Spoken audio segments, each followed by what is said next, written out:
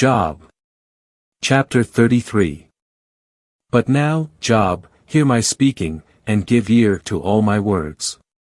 Indeed now, I have opened my mouth, my tongue has spoken in my mouth. My words manifest the uprightness of my heart, and what my lips know they speak sincerely. The Spirit of God has made me, and the breath of the Almighty has enlivened me.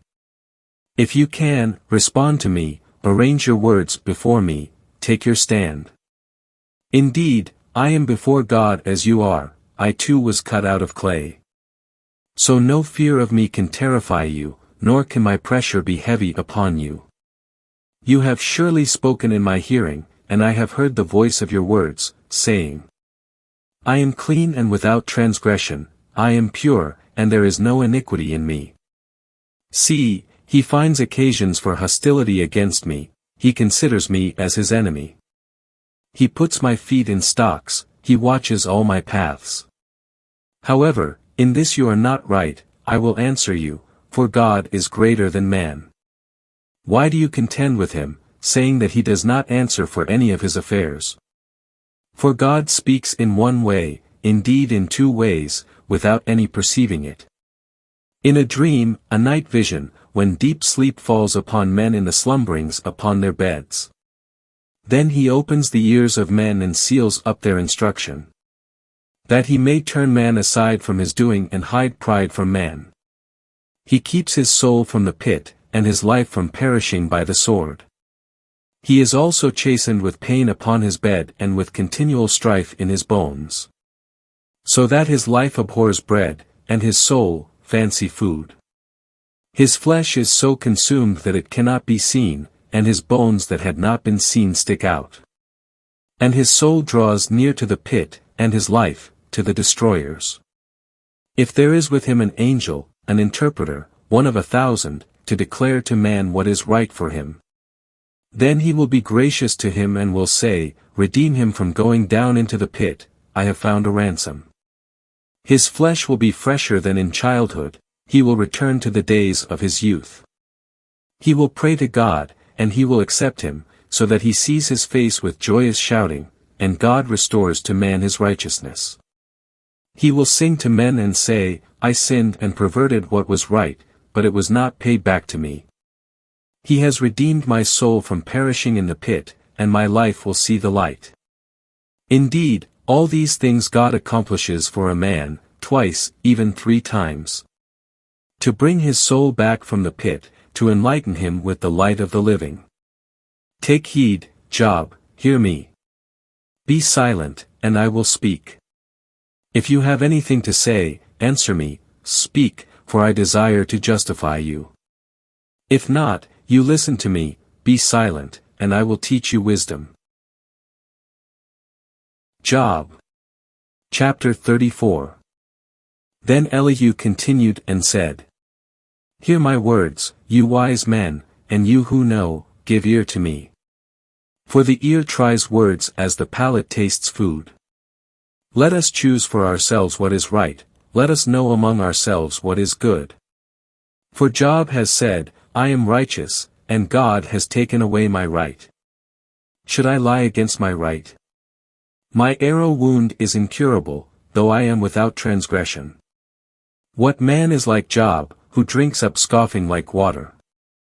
Who goes in company with the workers of iniquity and walks with wicked men? For he has said, it does not profit a man to delight himself in God. Therefore, you men of understanding, hear me, far be it from God that he would do evil, and from the Almighty that he would commit iniquity. For he will render a man's work to him and will cause a man to find that which is according to his own way. Indeed in all certainty God will not do evil, and the Almighty will not pervert justice. Who has ever put the earth in his charge? Or who has ever set in order the whole world? If he were to consider himself only, he would gather back to himself his spirit and his breath. All flesh would perish together, and man would return to dust. If then you have understanding, hear this, give ear to the voice of my words. Shall one who hates justice govern? And will you condemn the just and mighty one? He who says to a king, you worthless one. And to nobles, you wicked one. He who does not respect the persons of princes, nor regard the rich man more than the poor, for they are all the work of his hands. In a moment they die, and in the middle of the night the people are shaken, and they pass away, and the mighty are taken away, but by no human hand. For his eyes are upon the ways of a man, and he sees all his steps. There is no darkness and no shadow of death where the workers of iniquity may hide themselves. For he does not need to consider a man further, that he should go to God in litigation. He breaks mighty men in pieces without inquiry and puts others in their stead. Hence he knows their actions, and he overturns them in the night so that they are crushed. He strikes them as he would evil men, in a place where all can see. Because they turned aside from following after him and would not regard any of his ways. So that they caused the cry of the poor to come to him, and he heard the cry of the afflicted. When he is silent, who can condemn him?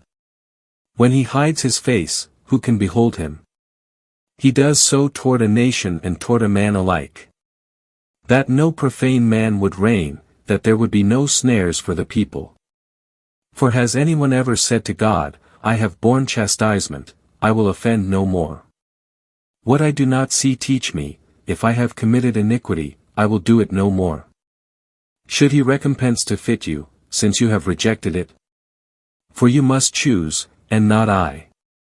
So speak what you know. Men of understanding will say to me, as well as the man of wisdom who hears me. Job has spoken without knowledge, and his words are without insight. I wish that Job were tried to the limit because of his answering like evil men. For he adds rebellion to his sin, among us he claps his hands and multiplies his words against God. Job. Chapter 35.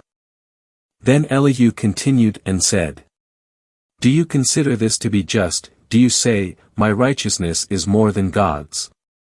That you say, what advantage is there to me, what do I profit, more than if I had sinned? I will respond to you with words, and to your companions with you. Look unto heaven and see, and behold the skies, they are higher than you. If you sin, what do you accomplish against him? And if your transgressions are multiplied, what do you do to him? If you are righteous, what can you give to him, or what does he receive from your hand? Your wickedness affects a man like you, and your righteousness, a son of man. Because of the multitude of oppressions they cry out, they cry for help because of the arm of the mighty.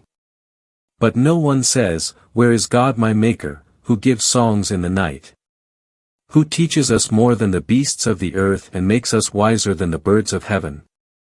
There they cry, but he does not answer, because of the pride of evil men. Surely God does not hear an empty cry, and the Almighty does not regard it. How much less when you say that you do not behold him, that the cause is before him and you are waiting on him. But now, because he has not visited in his anger nor regarded such great arrogance. Job opens his mouth in vanity, he multiplies words without knowledge. Job. Chapter 36. And Elihu added this and said, Bear with me a little, and I will show you, for there is more to say for God. I will bring my knowledge from afar and will ascribe righteousness to my Maker. For truly my words are not false, one perfect in knowledge is with you. Indeed, God is mighty and does not despise, he is mighty in strength of understanding. He does not preserve the wicked man alive, but gives justice to the afflicted. He does not withdraw his eyes from the righteous, and with kings on the throne, he sets them forever, and they are exalted. And if they are bound in fetters, if they are caught in the cords of affliction, he shows them their work and their transgressions, that they have acted arrogantly. He also opens their ear to instruction and commands that they return from iniquity. If they hear and serve him, they will spend their days in prosperity and their years in pleasantness. But if they do not hear, they will pass away by the sword and die without knowledge. But those who are profane in heart lay up anger, they do not cry for help when he binds them. They die in youth, and their life ends among the most defiled. He rescues the afflicted by their affliction and opens their ear through oppression. Indeed, he allures you from the jaws of distress into a spacious place, where there is no constraint, and what is upon your table is full of fatness. But you are filled with the judgment of the wicked, judgment and litigation have taken hold of you. Beware lest wrath allures you into scoffing, and do not let the greatness of the ransom turn you aside. Will your cry keep you from being in distress, or all the forces of your strength? Do not long for the night, when people are taken from their place. Take heed, do not turn toward iniquity, for you have chosen this rather than affliction. Indeed, God is exalted in his power. Who is a teacher like him? Who has appointed his way for him?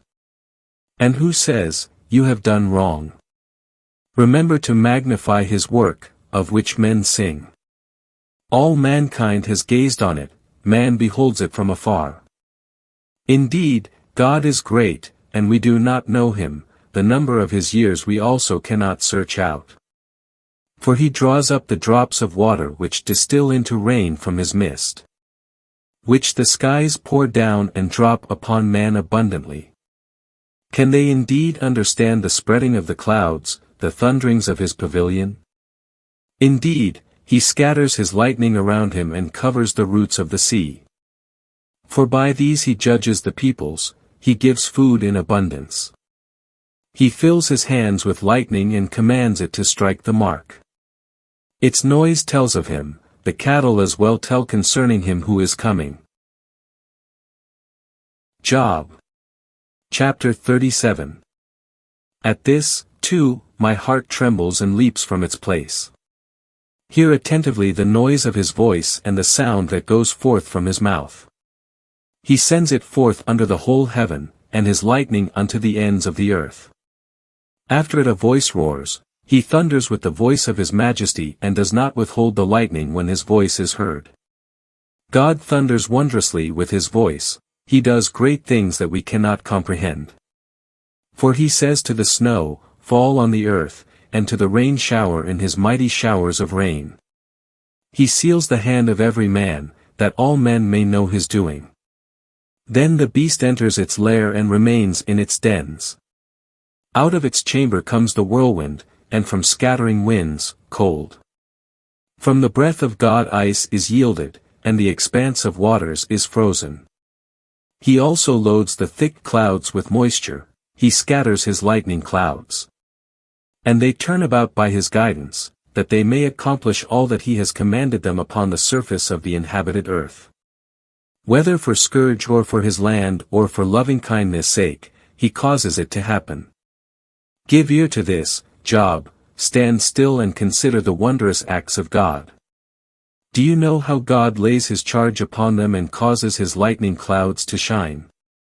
Do you know about the balancing of the thick clouds, the wondrous acts of him who is perfect in knowledge?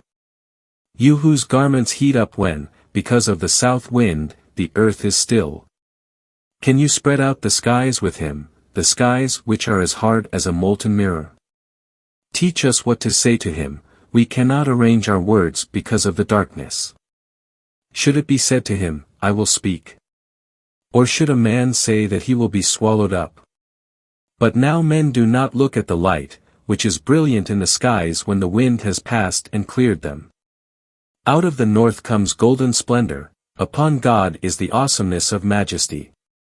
The Almighty we cannot find him out, he is excellent in power, and justice and the abundance of righteousness he will not damage. Therefore men fear him, he does not look upon any who are wise of heart.